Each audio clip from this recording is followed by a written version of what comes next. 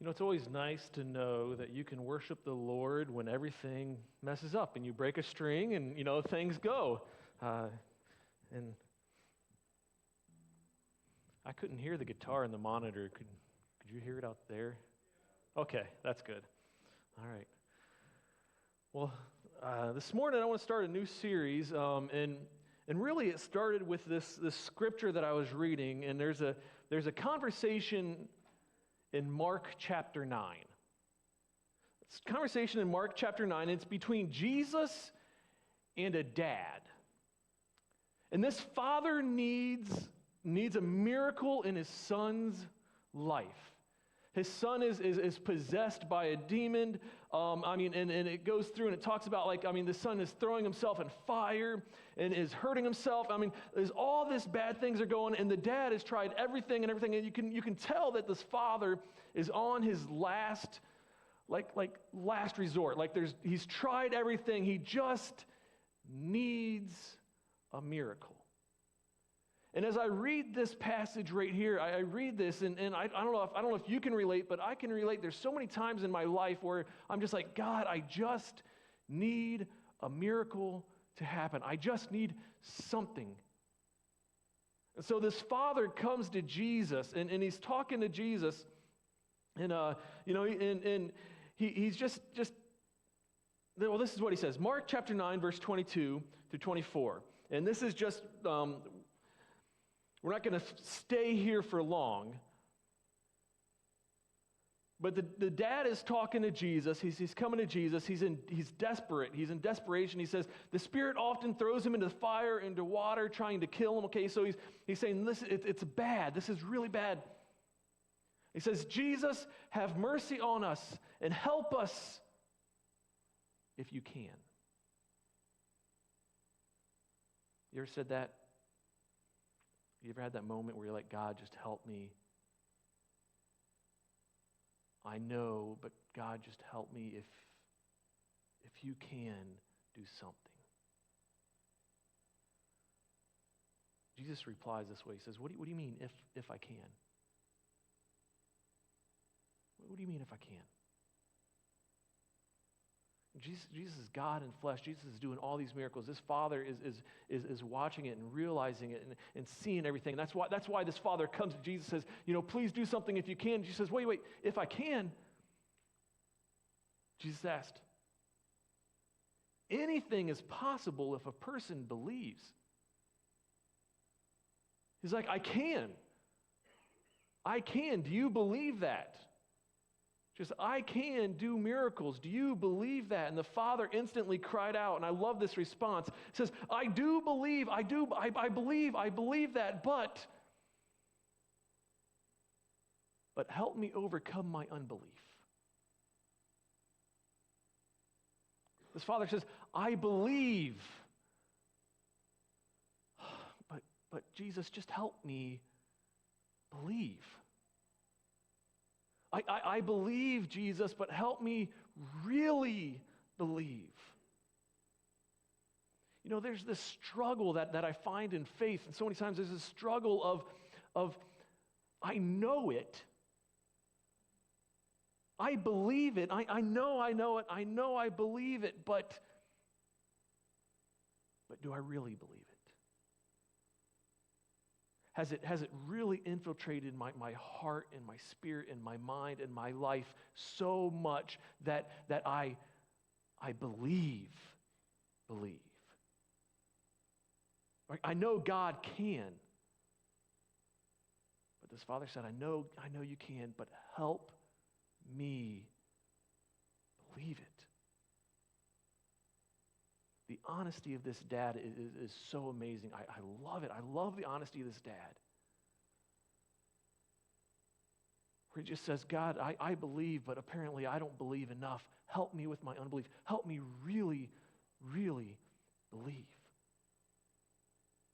I don't know how many times over the years of following Jesus that of following him and walking on where I've said this, I've claimed this, I've prayed this so many times, like Jesus, I believe that you can do something. I believe that you can do it or will do it, but help me with my unbelief. Help me really believe it. Help me believe it so that my life matches it. Help it come past my head and go to my heart. Help it change the way I live. Because God, I know you're able to do above and beyond what I can even imagine, but there's still part of my faith, there's still part of me that needs help believing it and trusting it. I don't know if it's just me, but maybe you can relate. There's moments in life where something is happening, you just say, God, just help me believe. Oh, maybe it's as a parent or a grandparent or a mom or dad or whatever, where your child is you just got done with that big giant fight with your child and they're like, I hate you, and they slam the doors and things going off and you're just like, God, help me believe. Help me believe that my children won't depart from the godly truth that I've raised them on. Help me believe that you will take care of my child as they head off to college or start their own life. Or maybe it's financial problems, work problems, or where it's like, God, just help me believe that you will provide for my needs, because I know I'm called to live this generous life, and I want to be generous, and I want to be generous, but I need to trust you and help me believe, truly believe, that you'll provide. Maybe it's in school. You're just like, God, help me believe that you will lead me down the right paths. Because all my friends want to do this, and all my friends are pulling me this way, but God, I know you want me to do this way, so help me believe that if I go this way, you will lead me the right way. Or marriage problems. Maybe it's marriage troubles where you're just finally like, Lord, help me truly believe that you can heal a broken marriage. Help me truly believe that you can heal a broken relationship. This week I want to start, I think we're going to probably do about 3 weeks, of just help me believe. Just this cry out of, God, help me believe. I grew up, my parents had these Bible storybooks. In fact, I have them on my office shelf. I was going to bring it to show you. I'll have to bring it next week to show you these books. But they're wonderful illustrations. There's these great illustrations of all these miracles that happen in the Bible. And they go through some Old Testament and then the New Testament. And I remember as a child, my parents would read these storybooks. And they were so amazing. I loved them. But as they would read them, some things would happen, and I'd be like, well, that's really hard to believe. And sometimes I almost saw them as a story instead of an actual event that happened. As we read through Scripture, as you read the miracles that happen in Scripture, these are actual events that actually happen. They're not made-up stories. They're real miracles done to real people. When we go through these next couple weeks, this Help Me Believe series, I just want to take some few weeks and look at some of the amazing miracles, the unbelievable miracles, the ones that I read in a storybook, illustrated book, but actually happened in real life. Miracles that when we look at, it's easy to think, you know what, God doesn't work like that anymore. Miracles when we hear, we're like, boy, you know what, that'd be nice to see, but I don't know if God does that anymore. And I want to just take these few weeks, and I hope and I pray that God will help us overcome our unbelief. That as we look at these miracles, that we can realize that, God, help me believe that you can still do miracles just as amazing today as you used to, as you did back then. Help me believe like this father cried out. We're going to start in 2 Kings. 2 Kings chapter 5. 2 Kings chapter 5, we're going to start in verse 1. I'll give you a background of what is happening at this time in history. The nation of Israel at this time had been split into two kingdoms, the northern kingdom and the southern kingdom. Israel and Judah were the two kingdoms' names.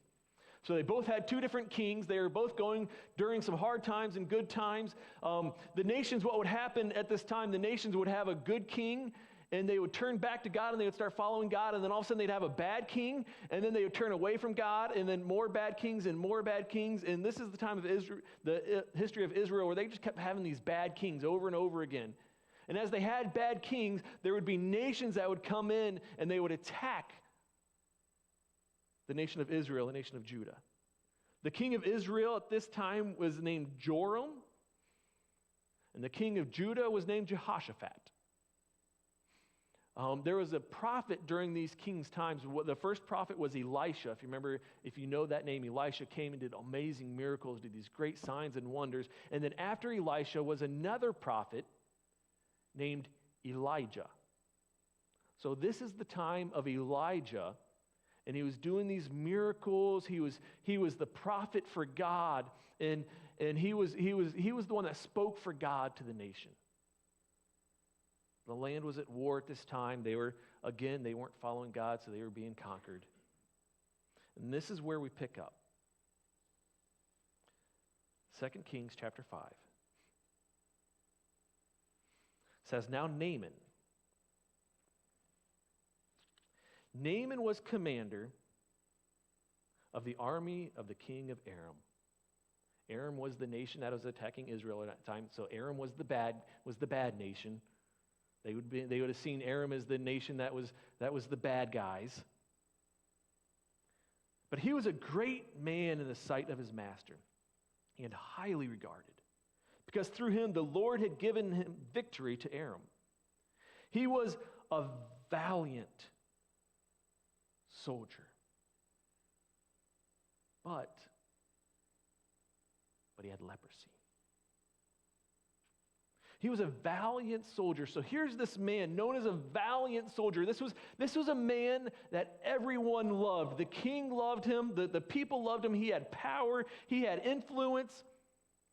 This was someone that everyone would have known his name at this time. Wherever he would go in that nation, they would know there's Naaman. Naaman, the mighty, mighty warrior. He's the one. He's the reason that we keep winning. He's the reason that we have victory. He would walk down the street in his armor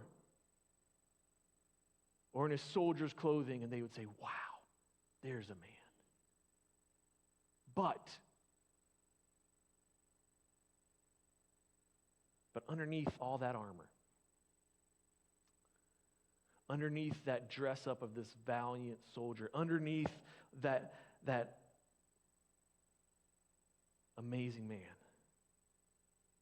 there was a skin disease. A skin disease, a leprosy. A skin disease that would make anybody an outcast, that would make someone an outcast. One where people would fear for their lives if you got close to them. Here's what I find amazing at this point when it introduces him. Everyone sees him as a valiant warrior. But I'm not sure how many knew he was just a leper. That he had a skin disease. He had leprosy.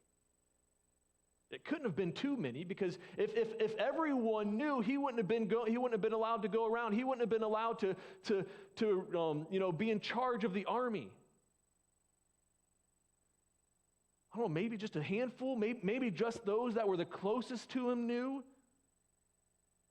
Right? A mighty warrior on the outside, but on the inside, this fragile, sick man underneath. And no one had a clue about it. There's so many times where I've realized this over the years that we try so hard to hide what is underneath, don't we? We put on this falsehood. We're afraid to let people see the real me. We want people to see us as this valiant warrior, as this mighty warrior. And we go around and we say everything's okay, when really on the inside we're broken, we're hurting, we're sick, we have sin, or something is going on and we need a miracle, but we don't want people to know that we need that miracle. We know that we need to change, but we don't want people to know that we need to change because we're afraid of what they'll see or what they'll say. So we go around like Naaman, and I'm a valiant warrior, when really he's just a sick man that needs a miracle. We're so afraid to let people see what's under the mask that we wear. Last night we were watching TV, and there's a commercial on for the show The Masked Singer. Has anybody seen The Masked Singer? It's okay it's okay to admit that you have. Yeah, I understand. We watched the first season of it, and if you're a big fan of this, that's okay too. We watched the first season of it, and I was like, we were like, oh, we can't watch any more of this. But The Masked Singer is a show where, the people put on these masks and these great huge costumes, and they come out and they sing the songs, and the judges try to guess who's the singer and all this kind of stuff, and it's this great pageantry. But the whole thing is that you have this mask on, and they can't tell who's on the inside. In fact, one of the singers, and this was way back, probably one of the first seasons, said when they got unmasked, they said, "I loved being unknown." Because when people didn't know who I was, they couldn't judge me. It's so much easier, we tell ourselves, to put on that mask. Try to hide the sickness, the sins, the hurts, the habits. To fool people into thinking that we're fine, that really, when really, we say we're fine, but really on the inside we're sick and we need to change.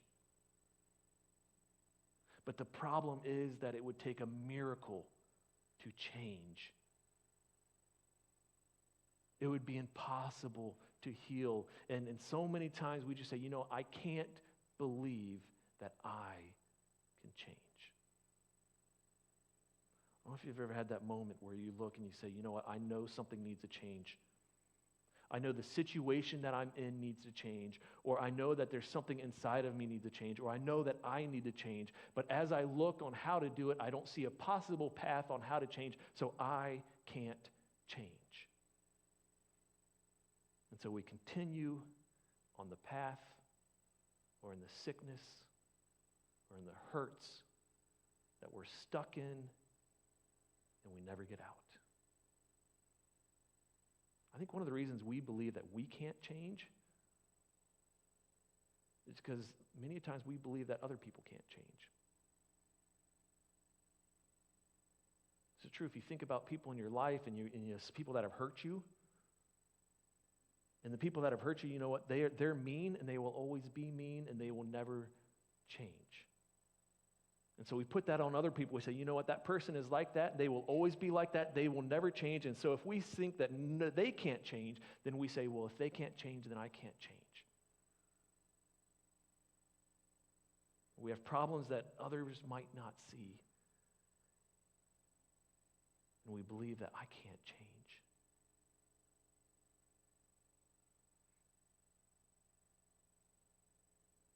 Others might not see it. We may be able to put on that mask. We may be able to say, look at me, I'm a valiant warrior, but God sees it. The Lord doesn't see the things the way you see them. People judge by outward appearance, but the Lord looks at the heart. So here's this man that needs change. He's been hiding it. He's been hiding his sickness.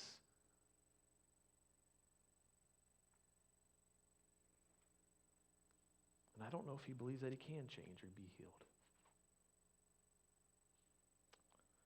Now, bands from Aram had gone out and taken captive a young girl from Israel, and she served Naaman's wife. She said to her mistress, "If only my master would see the prophet who is in Samaria, he would cure him of his leprosy."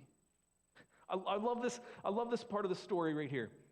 There's a slave girl, a girl who's been captured and been taken as a slave, and she has faith in God. Even though life is not going the way she had planned, even though life was probably horrible for her, she still had faith in God. She didn't lose her faith. She didn't turn from God and say, God, why did you let this happen, and run away. In fact, she turned towards God and said, God, I need you more now than ever right now. And she ran into God's arms, and she looks at the master, the person who she is a slave to, and she says, I know God can deliver him. God can do a miracle in his life. I love this because this at the end of this story, so many times we think that the hero is Elijah or is Naaman, but the hero of the story is really this little girl who never loses faith, who believes. I also love this part of the story because I'm reminded that, you know what, he may be a soldier in public, and he may be able to hide his issues in public, but when he gets home, the people know him.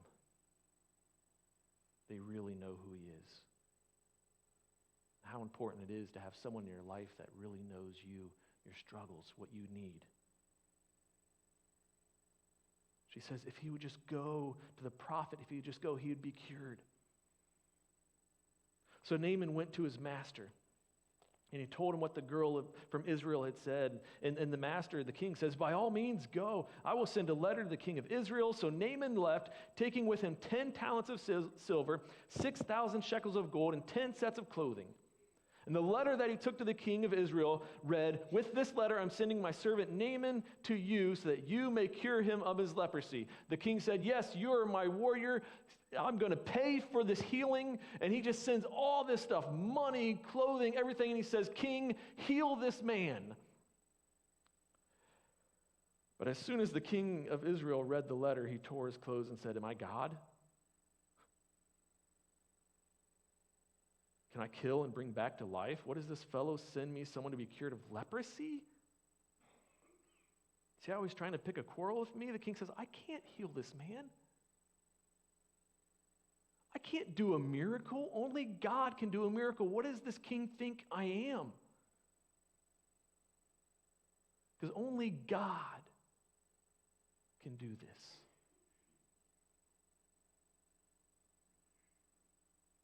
When Elisha, the man of God, heard that the king of Israel had torn his robes, he sent the message, why have you torn your robes? Have the man come to me, and he will know that there is a prophet in Israel. So Naaman went with his horses and chariots, stopped at Elisha's house. Elisha sent a messenger to him, go and wash yourself 7 times in the Jordan, and your flesh will be restored, and you will be cleansed.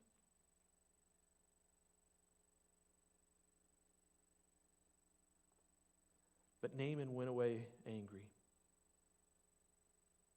and said, I thought that he would surely come out to me and stand and call on the name of the Lord his God, wave his hand over the spot and cure me of my leprosy.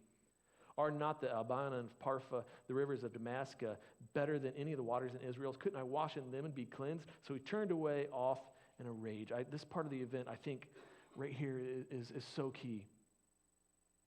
So here's this man, he wants a miracle. He wants God to change him. He wants God to heal him. And he comes and he's ready to do whatever. And the prophet Elisha just says, you know what, go wash in the river. And the guy's like, wait a minute, that's not what I expected.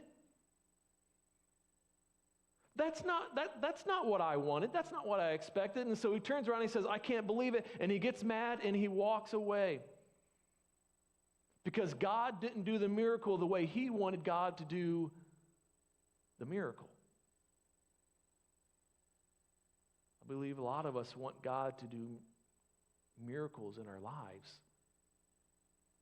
I believe we say, God, I need you to change. Help me believe that you can change me. But then we want him to do it on our terms. We say, God, do a miracle, but this is how you have to do the miracle, and we lay out the terms. And if we're honest with ourselves, if we're honest, we want to serve a very predictable God. We want to serve a predictable God that is on our command. God says, that's not God. If you're serving a God that you can command and tell him how to do what you want to do, you're not serving God. You're serving yourself.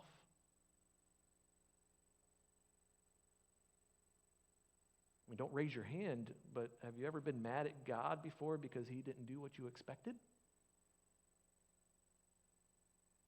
You ever been upset at God because he didn't do the miracle that you wanted and told him how to do it? A lot of us, we've all been there, but frustrated because we had the wrong expectations of God. Or someone that we prayed for didn't get healed. Or I didn't get the job that I really wanted. Or, I'm not married yet. Or I'm not sober yet, or I'm not living where I thought I was going to be living, or my life isn't going the way I should be going. I'm not making as much as what I should be making. We could keep going on and on and on, but God didn't meet the expectations, and now I'm upset about it. And like a child in a store that didn't get the candy that they wanted their parents to buy, they pout. And if I'm being really honest, there's been many times that us as Christians, as followers of Christ, have sat down like that child and pouted because God, our Father, didn't do what I wanted.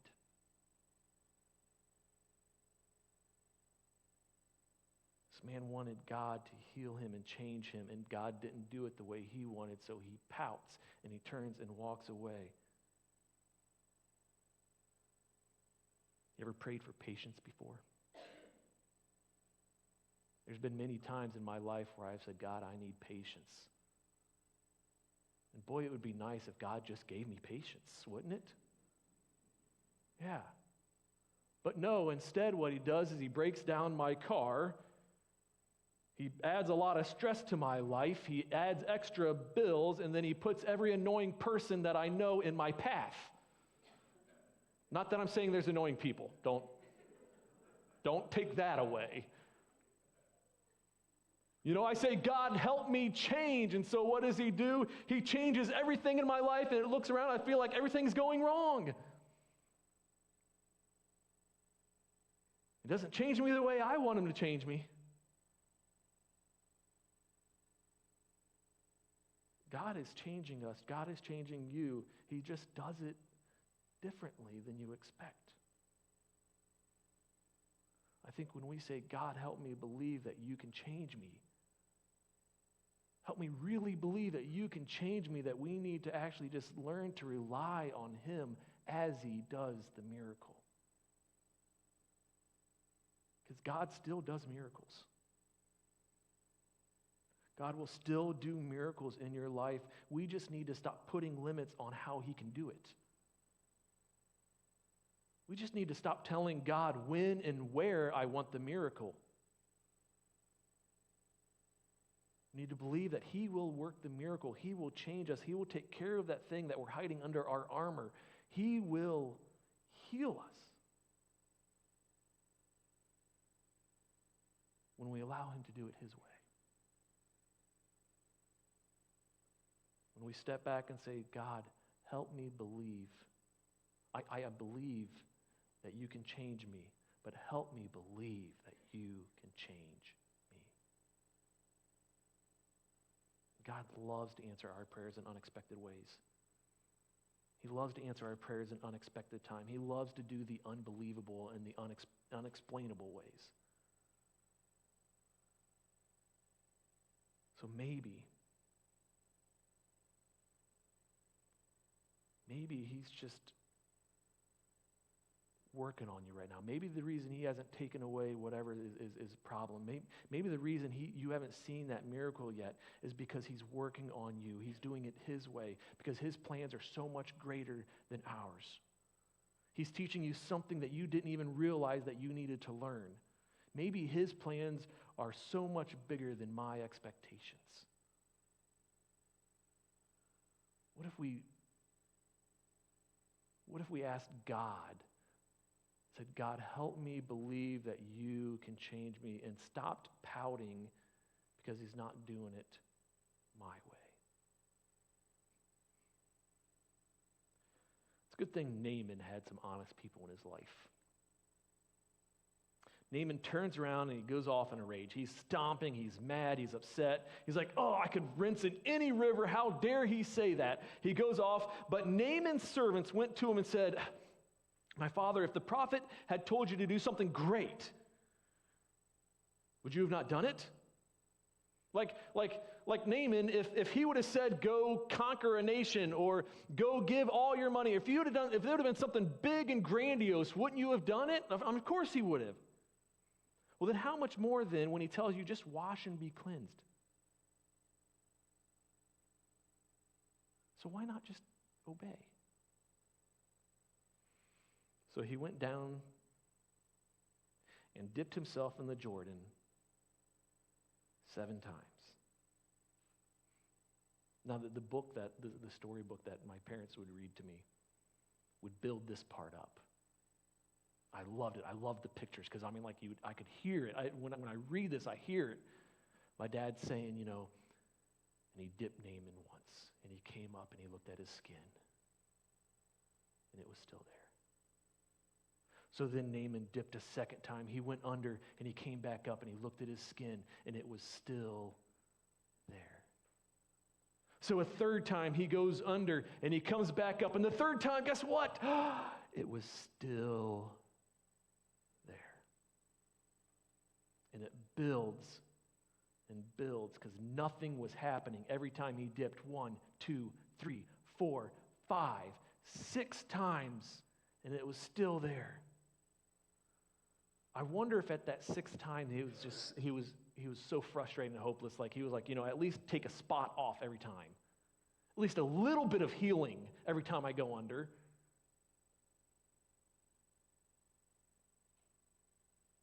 What if God intends to change us just one dip at a time? Where we all want God to do something big, something splashy, something instant. We want it now, this miraculous way of changing us. And maybe it's changing us by asking us to do something small. Maybe something that even seems silly. Just to obey this one small step. Maybe it's just obey this one small step. I'm not going to show you the big miracle. I'm just going to show you this one simple, maybe even silly sounding step.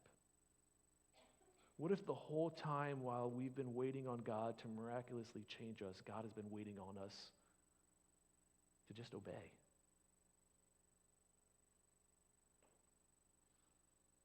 If he's just waiting on us to take off our armor. Maybe he's just waiting on us just to suck up our pride and be honest with someone else and say, this is where I need to change. Will you just be my accountability partner? Or maybe it's just a hard, obedient choice. Where God's saying, I want you to obey this way. I want you to do this. And he's been working on our hearts, and we're saying, but God, I can't do that. Because if I do, I'm going to have to trust you so much more. And God's saying, look, I will provide, I will help you, but obey first.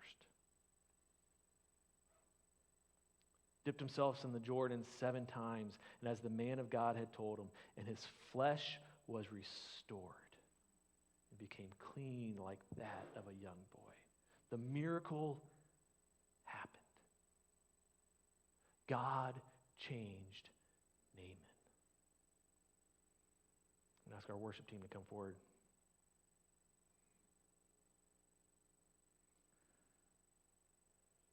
What miracle are you waiting on in your life?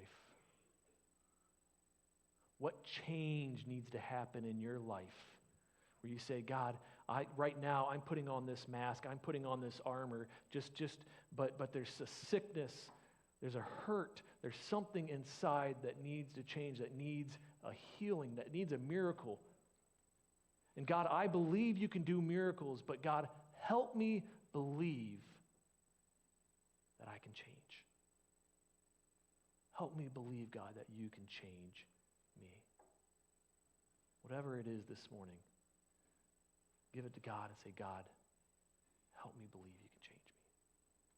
Let's stand and just finish worshiping our Lord.